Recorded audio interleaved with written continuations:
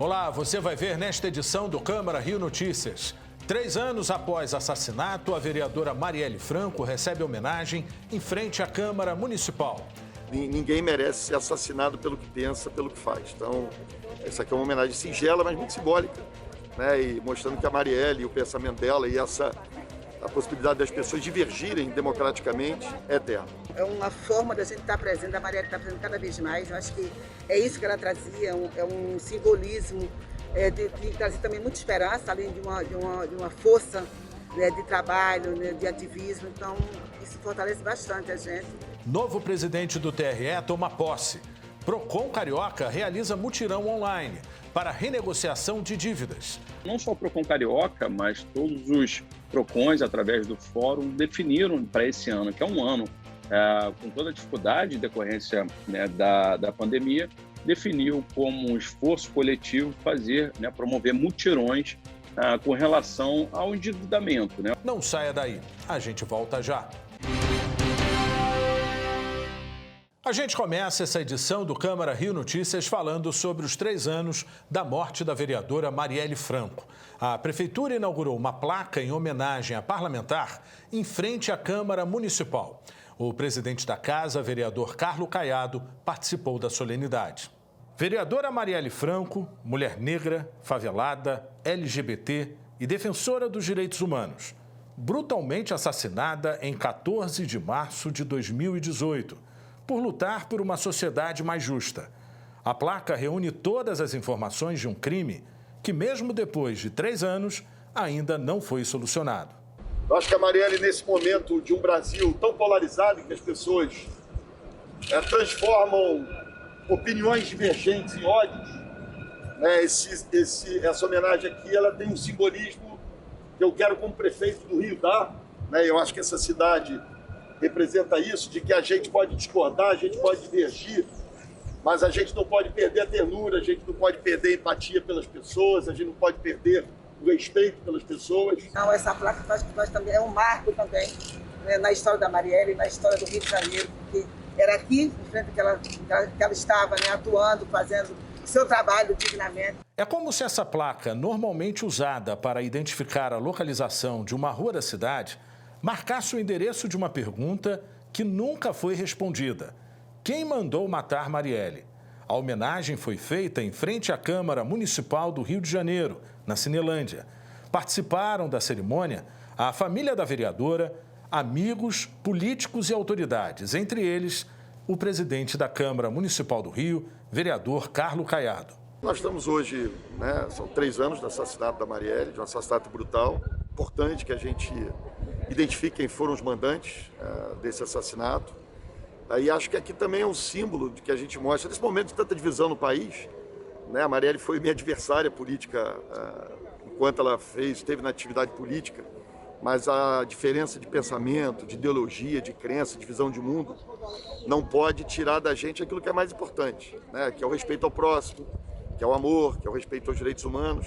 Você pode ter uma pessoa que você pensa diferente, né, mas ninguém merece ser assassinado pelo que pensa, pelo que faz. Então, essa aqui é uma homenagem singela, mas muito simbólica, né, e mostrando que a Marielle, o pensamento dela e a possibilidade das pessoas divergirem democraticamente é eterna. Essas homenagens também é um conforto para a gente, né? Eu sempre digo que em nenhum momento essa dor, eu acho que para mim como mãe, para a família, acho que para as pessoas que se identificam com Marielle, para essas mulheres que estão aí na luta, vai diminuir nem um minuto, nem mais nem a menos, mas é uma forma da gente estar presente, a Marielle está presente cada vez mais. Eu acho que é isso que ela trazia, é um simbolismo de trazer também muita esperança, além de uma força, né, de trabalho, né, de ativismo. Então, isso fortalece bastante a gente, principalmente num lugar desse que ela estava aqui, né, todos os dias fazendo o trabalho dela, depois de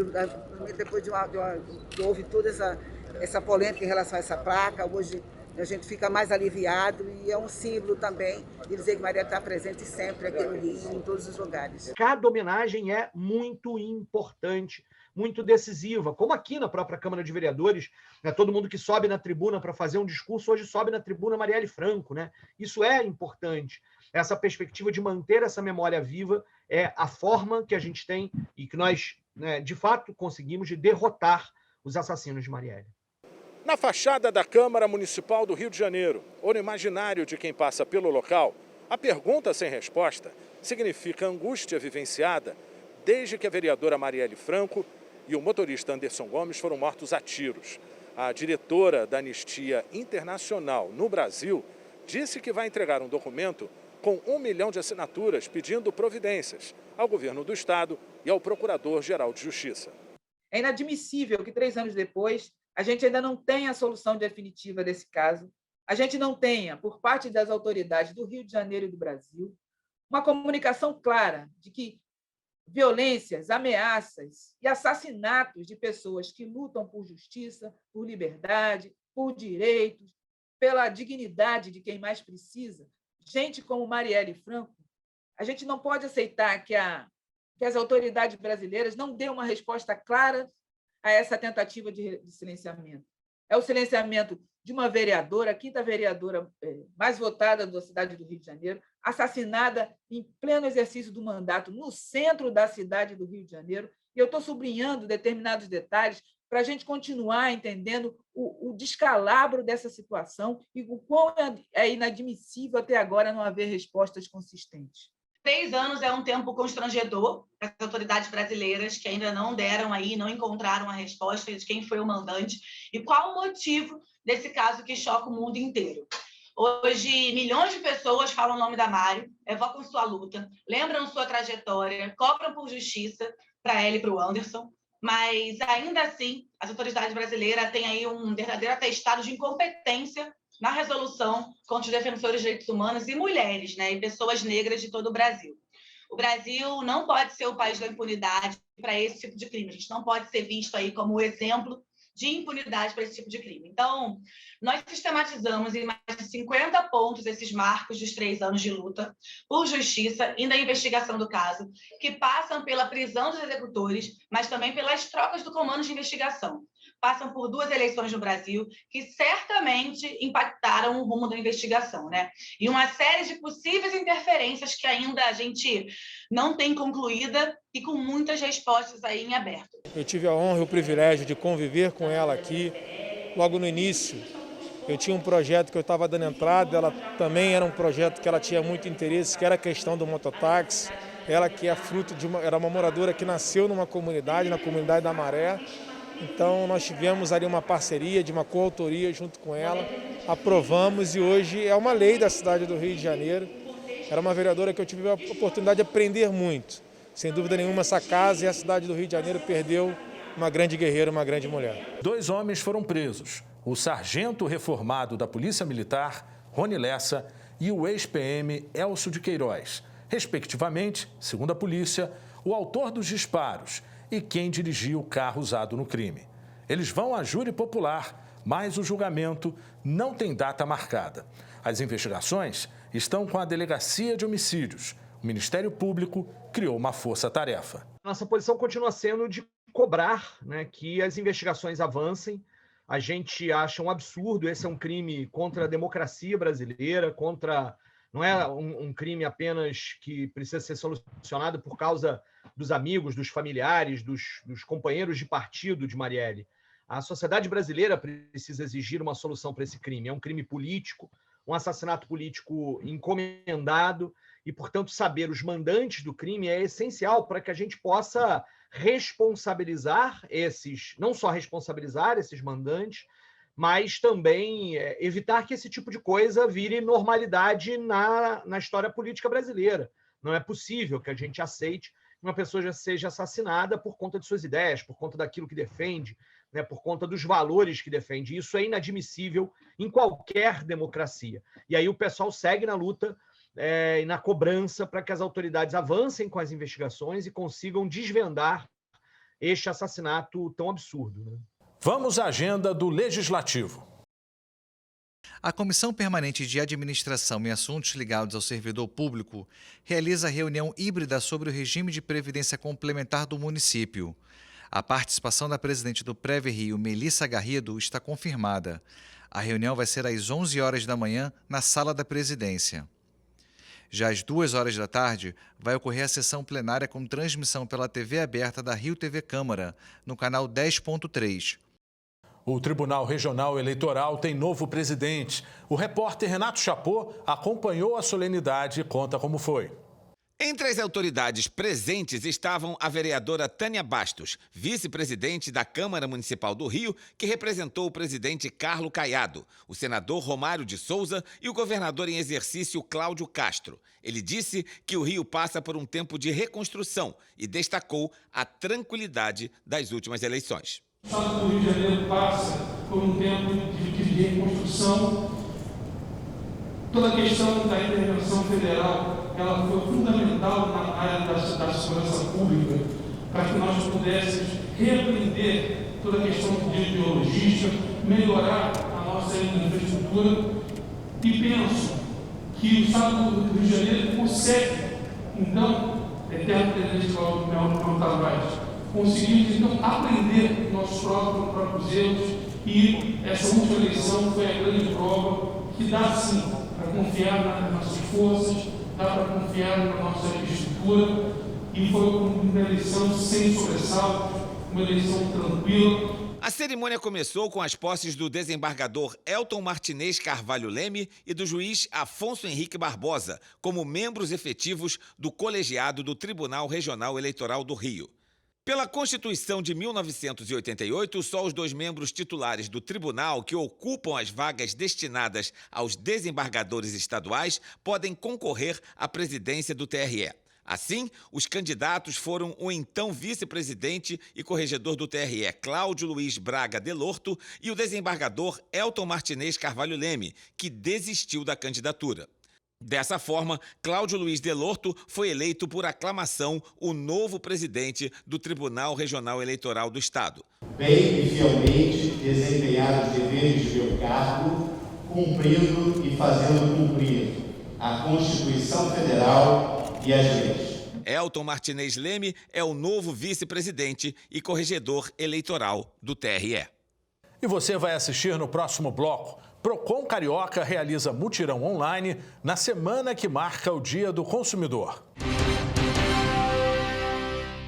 A Secretaria Municipal de Trabalho oferece mais de 20 vagas de emprego para pessoas com e sem experiência. Há possibilidade para todos os níveis de escolaridade. As oportunidades estão no site da Secretaria. Basta acessar rio.rj.gov.br/web/SMTE. O Dia Mundial do Consumidor é celebrado em 15 de março. Para marcar a data, o Procon Carioca realiza mutirão virtual de renegociação de dívidas. No Dia Mundial do Consumidor, o Procon Carioca, em parceria com a Associação Brasileira de Procons, o Procons Brasil, e a Federação Brasileira dos Bancos, FEBRABAN, lançam um mutirão virtual de renegociação de dívidas. E para falar sobre o mutirão e como mudou a relação entre consumidores e empresas em um ano de pandemia, eu converso com o secretário municipal de Cidadania e presidente do Procon Carioca, Átila Nunes. Secretário, muito obrigada desde já pela sua participação aqui na nossa entrevista.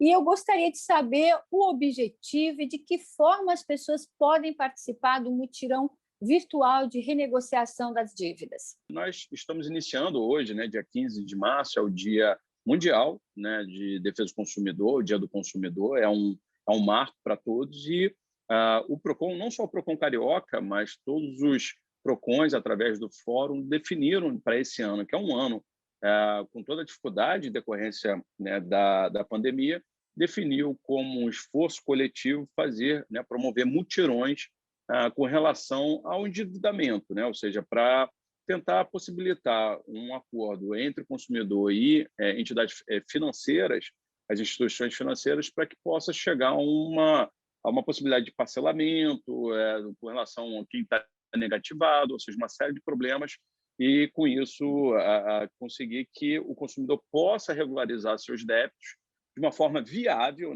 que isso é fundamental, ou seja, todos sabemos que a taxa de juros é extremamente elevada no Brasil, mas através do acordo mesmo entre as partes, com a intermediação aqui do Procon Carioca, que seja possível que esse consumidor consiga pagar sua dívida, parcelar dentro do possível, e com isso volte para o mercado formal de consumo. Secretária, em relação à plataforma, como utilizar a plataforma do mutirão? Olha, é bem simples, né? A plataforma, na realidade, é uma plataforma nacional. Aqui na cidade do Rio de Janeiro, é o Procon Carioca que faz todo o gerenciamento dessa plataforma, mas o endereço é o mesmo, é consumidor.gov.br, e através ali é intuitivo, né? Não precisa ter explicações muito aprofundadas, porque basta seguir normalmente ali, procurar as empresas reclamadas, né? Quando, que não é o caso aí do mutirão, mas quando existe alguma empresa que não está ali cadastrada, aí acaba sendo um outro caminho, mas aí é para o dia a dia. Nesse caso, especificamente no mutirão, os agentes financeiros estão lá e basta, na realidade, o consumidor acessar essa plataforma, buscar, e aí eu posso até explicar em detalhes aqui como é que é esse passo a passo, que a intenção, na realidade, é que haja realmente essa conciliação entre o consumidor, que está com o nome negativado, com a instituição financeira. Em relação à plataforma também, qual o período de resposta que o consumidor terá? Em 15, 20 dias? Como é que acontece mais ou menos? Olha, a questão dos prazos é fundamental. Primeiro, chamar a atenção que o mutirão que está sendo realizado, ele é um mutirão remoto, ou seja, ele não tem qualquer necessidade de fisicamente em nenhum estabelecimento. Na realidade, ele é todo feito de forma online, através do site consumidor.gov.br, e ele vai funcionar apenas entre o período 15 de março até o final de março, 31 de março. Ou seja, o primeiro é chamar atenção para isso, que é uma oportunidade única para quem está negativado para, né, acessar e tentar buscar, com toda a ajuda do Procon Carioca, uma solução, uma intermediação ali e tentar solucionar essa dívida. A Câmara Municipal possui a Comissão de Defesa do Consumidor. Reclamações e denúncias podem ser feitas pelas redes sociais, pelo e-mail consumidor@câmara.rj.gov.br, pelo site da Casa, câmara.rj.gov.br e pelo telefone 0800 28 52 121.